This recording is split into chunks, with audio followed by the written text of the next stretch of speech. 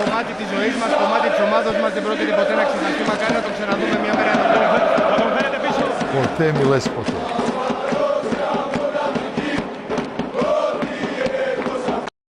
Panathinaikos is big club that is not really will be the best team ever made. Athens is my city.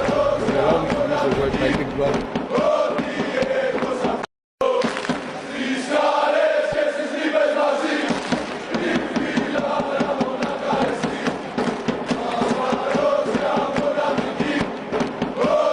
Anytime that I'm over here, I have a special feeling.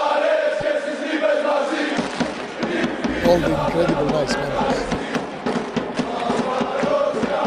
Everything stays in my heart.